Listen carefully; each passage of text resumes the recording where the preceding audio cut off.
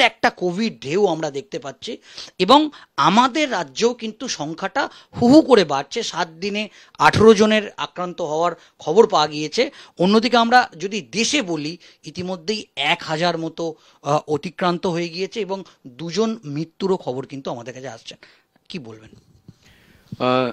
একটা কথা ঠিকই যে কোভিড নতুন করে আবার এসেছে, সেটা তো আমরা ধরো 2020 সালে যখন কোভিড এলো, তারপরে আমি বারবার বলেছি এই ভাইরাসটি পৃথিবীতে থাকছে, আমাদের দেশেও থাকবে, এটা চলে যাবে না এবং এটা বারবার ফিরে ফিরে নতুন নতুন রূপ নিয়ে ফিরে আসবে এবং সেটাই হচ্ছে। হ্যাঁ, তবে হ্যাঁ, একটা কথা ঠিক, তখন আমরা এটাও বলেছিলাম যে প্রথম ধাক্কায় যত মারাত্মক হয়েছিল ভাইরাসটি মানুষের ক্ষেত্রে, মানুষের জীবনহানির ক্ষেত্রে, তার পরবর্তীকালে সেটা কিন্তু কমে গেছে। এটা আমরা বারবার প্রমাণ পেয়েছি, সারা আমাদের দেশে নয় সারা পৃথিবীতেই বিভিন্ন জায়গায় আমরা দেখতে পেয়েছি কোভিড হয়েছে, বিভিন্ন ভ্যারিয়েন্ট, বিভিন্ন এতে ওমিক্রন থেকে শুরু করে সবকিছু হয়েছে, কিন্তু মৃত্যুর হার একেবারে সে অরিজিনাল কোভিড-19 যে ভাইরাস তার তুলনায় অনেক কম, 1 নম্বর কথা। 2 নম্বর হচ্ছে এই যে সংখ্যা তত্ত্ব একটা বললে যে 7 দিনে 16 জন হয়েছে, দেশে হাজারে ছুঁই ইত্যাদি, এই সংখ্যাগুলো নিয়ে না আমার মনে একটা দ্বন্দ্ব বলবো না, আমার মনে কিছু প্রশ্ন আছে এবং আমার মনে হয় যে প্রত্যেক মানুষই এইভাবে এই সংখ্যাটাকে দেখা উচিত। সংখ্যাটা হচ্ছে যাকে বলে ওই টিপ অফ দি আইসবার্গ। তার মানে এই 16 জনের ক্ষেত্রে পরীক্ষা করা হয়েছে, তাদের উপসর্গ দেখে বা ডাক্তারবাবুরা সন্দেহ করেছেন বা মনে করছেন, তাই এটা হয়েছে, এখন করা হচ্ছে, টেস্ট করেছে, তাই 16 জনে পাওয়া গেছে। এর বাইরে আরো কতজনের মধ্যে এটা আছে? আমরা জানি যে এই কোভিড ভাইরাস ভীষণ দ্রুত সংক্রমণ হয়, সুতরাং একটা রোগী যে বাড়ি থেকে পাওয়া গেল তার বাড়িতে আর কারোর মধ্যে ভাইরাসটা যায়নি, এটা কিন্তু সম্ভব নয়, ডেফিনেটলি গিয়ে থাকবে। এটা শুধু ধরে ফেলার। এখন ভিরুলেন্স কখন হবে, যদি মারাত্মক কখন হবে না, এটা যখন লাংসে ফুসফুসের মধ্যে ঢুকে যাবে। এখন এই যে ভাইরাসগুলো হয় এদের মধ্যে 3টে জিনিস হয়। একটা হচ্ছে যে কতটা তাড়াতাড়ি সে সংক্রমণ করতে পারে, মানে ছড়াতে পারে। আর একটা হচ্ছে কতটা সে মানুষকে, তার মানুষের যে আমাদের রোগ প্রতিরোধ করার ক্ষমতা আছে সেটাকে অতিক্রান্ত করে সে মানুষকে কাবু করতে পারে। আর তৃতীয় হচ্ছে সে মানুষকে মেরে ফেলার মানে মারণ ক্ষমতা কতখানি। এই সব কিছুই কিন্তু ওই জেনেটিক মিউটেশনের উপর নির্ভর করে। কোন মিউটেশন হয়েছে, কিভাবে হয়েছে, তার উপর নির্ভর করে। এখনো পর্যন্ত যেটা দেখা যাচ্ছে সেটাতে ওই যেটা বললাম যে এখনো পর্যন্ত আমরা শুধু দেখেছি গলা, নাক, মুখ এই জায়গাতে সীমাবদ্ধ আছে। তার মানে প্রাথমিকভাবে এটা হয়তো দেখা যাচ্ছে যে শুধু আপার রেসপিরেটরি ট্র্যাক্ট ইনফেকশন হচ্ছে, কিন্তু এখানে একটা সাবধানতা বাণী বা কথা বলে রাখবো যে কিন্তু এটাকে ধরে নেওয়াটা সম্পূর্ণ ভুল হবে যে এ আর কিছু করতে পারবে না। নিশ্চয়ই পারবে। কাদের মধ্যে পারবে? যারা বয়স বেশি, যারা ক্যান্সারে আক্রান্ত হয়ে আছে, যাদের অন্যান্য ইমিউনোসাপ্রেসিভ ট্রিটমেন্ট চলছে, লং টার্ম স্টেরয়েড ট্রিটমেন্ট চলছে অনেক দিন ধরে, বাচ্চা, বিশেষ করে প্রেগনেন্ট মাদার, যেসব ক্ষেত্রে ইমিউনোলজিক্যালি একটা কম্প্রোমাইজড স্টেটে আছে, যেখানে ইমিউনিটিটা তার সাপ্রেসড হয়ে আছে যেভাবেই হোক না কেন, সেখানে কিন্তু এই ব্যারিয়ারটা থাকবে না। সেখানে ওই আপাত দৃষ্টিতে যেটা মনে হচ্ছে খুব একটা সাদামাটা ভাইরাস, সেটাই কিন্তু জটিল হয়ে যেতে পারে। সেই জন্য আমাদের সাবধান হতে হবে। আমরা আজকের দিনে এর ফেস ভ্যালুতে না ধরে কি হতে পারে সেইটা আন্দাজ করে আমাদের সাবধান হতে হবে, যাতে আমরা নিজেরা আক্রান্ত না হই এবং আমরা যদি আক্রান্ত হই আমাদের থেকে যাতে না ছড়ায়।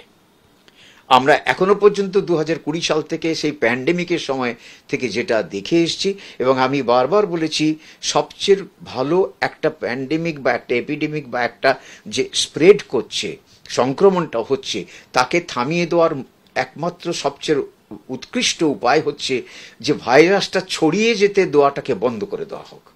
এবং সেটা উপায় কিভাবে? এই যে আমাকে মাস্ক পরতে দেখছেন, আমি সারা বছর 365 দিন মাস্ক পরি। সে কোভিড থাকুক কোভিড না থাকুক কিচ্ছু এসে যায় না। শুধু বাড়িতে যে সময় থাকি আমি মাস্ক খোলা থাকি, অন্য সময় মাস্ক পরে থাকি। এতে শুধু কোভিড ভাইরাস কেন, যে কোনো ভাইরাস আটকাতে পারে, আমার টিউবারকিউলোসিস আটকাতে পারে, আমায় পলিউশন আটকাতে পারে, নানা রকমের ফুলের পলেন্স থেকে, গাছের পলেন্স থেকে অ্যালার্জি হয়, সেসব নাকে মুখে ঢোকে, সেগুলো আটকাতে পারে। তো মাস্কের উপকারিতা, মাস্ক মানেই কোভিড বা কোভিড মানেই মাস্ক এরকম নয়, কিন্তু মাস্কের অনেক অনেক আছে, উপকারিতা অনেক আছে, অনেক দিক আছে সেগুলো, সেই জন্য এটা সবাইকার ক্ষেত্রেই ভালো। আর তারপরে যেটা আমরা আগেও বলেছি, এখনো তাই বলবো, সংক্রমণটা হয় কোথা দিয়ে? হাত দিয়ে, নাক দিয়ে, মুখ দিয়ে। তো হাতটা ধুতে হবে, কোথাও গেলেন, বাইরে গেলেন, সঙ্গে সঙ্গে বাড়িতে ফিরেই হাত ভালো করে সাবান দিয়ে ধোবেন। এই সাবান দিয়ে ধোয়ার ব্যাপারে আমি বলেছিলাম একবার, ওই তোমার তখন সোয়াইন ফ্লু হচ্ছিল খুব। তো সোয়াইন ফ্লুর সময় ওই একই, সোয়াইন ফ্লুও সে রেসপিরেটরি ভাইরাস, আমাদের ফুসফুস সংক্রমণ করে। সেখানে ওই হ্যাপি বার্থডে টু ইউ গানটা আছে না, ওই গানটা গাইতে থাকবে, কারোর নাম নিয়ে গানটা গাইতে থাকবে আর হাত ধোবে যতক্ষণে গানটা শেষ হবে। ওটাই হচ্ছে কারেক্ট টাইম হাত ধোয়ার, যাতে জীবাণুটা মরে যায়। কারণ প্রশ্ন করবে কতক্ষণ হাত ধোবো, সাবান দিয়ে হাত ধোবে কতক্ষণ না, হ্যাপি বার্থডে গানটা গাইবে, যতক্ষণে গানটা শেষ হবে ততক্ষণে ভাইরাসগুলো মরে যাবে। সুতরাং এটা হচ্ছে উপায়, মাস্ক পরা, সাবান দিয়ে ভালো করে হাত ধোয়া। আর হচ্ছে এবার প্রশ্ন হচ্ছে যে যা কি করবে যদি সংক্রমণ হয়, তখন কি করবে, বা যাতে না হয় সেটা কি করবে। এটা হচ্ছে, ধরো কারোর বাড়িতে সর্দি জ্বর এরকম কিছু হলো, হাঁচি হচ্ছে শুরু হলো, গলা ব্যথা শুরু হলো, এটাকে না ছোট করে দেখার কোনো প্রয়োজন আছে বলে আমার মনে হয় না। বিশেষ করে এখন যখন আমরা এটা ছড়াচ্ছে, এবং এটা কিন্তু দ্রুত ছড়াচ্ছে, আমরা দেখছি কয়েক মাসের মধ্যে হংকং সিঙ্গাপুর থেকে শুরু হয়ে চারিদিকে ছড়িয়ে ভারতবর্ষেও এসে গেছে, এবং এটা ছড়াচ্ছে ভারতবর্ষে। 7 দিনে যদি এটা, আমি তো কালকেই কোনো একটা চ্যানেলে শুনলাম যে 11টা হয়েছে, আর আজকে তোমরা বলছো 18টা হয়ে গেছে। ন্যাচারালি তাহলে তো ব্যাপারটা একটু ভেবে দেখার ব্যাপার আছে।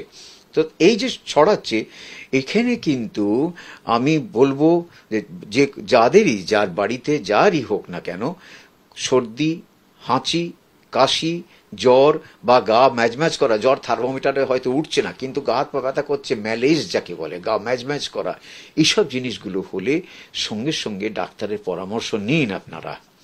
এবং যদি তার সঙ্গে নাকে জল পড়া, কাশি, সর্দি, এগুলো গলা ব্যথা থাকে, অবশ্যই তাহলে থ্রোট সোয়াব টেস্ট করতে হবে কোভিডের জন্য। এবং সে টেস্ট করুন, হোক না হোক, কারণ নানাবিধ ভাইরাস আছে, একই উপসর্গ দিয়ে দেখা দেয়। অনেক রকমের রেসপিরেটরি ভাইরাস আছে যেগুলো আপনারা ইদানিংকালে গত কয়েক মাস আগেও দেখেছেন কিভাবে আমরা মেটানিউমো ভাইরাস, হ্যানা তানা, এইসব বারবার করে ফিরে ফিরে আসছে। সুতরাং এই প্রত্যেকটা ভাইরাসের একটা উপায় হচ্ছে কি না, আইসোলেট করে দেওয়া। যার হয়েছে তাকে আইসোলেট করে দেওয়া। তার মানে হচ্ছে সর্দি কাশি জ্বরে যে ভুগছে, যদি সে অফিসে যায় তাহলে অফিসে যাবে না যতক্ষণ না সে সুস্থ হচ্ছে। স্কুলের বাচ্চা হলে সে স্কুলে যাবে না। বাড়িতে যদি আপনাদের সেই সুবিধে থাকে, সুযোগ থাকে, সব বাড়িতে নেই, আলাদা ঘরে তাকে রাখবেন।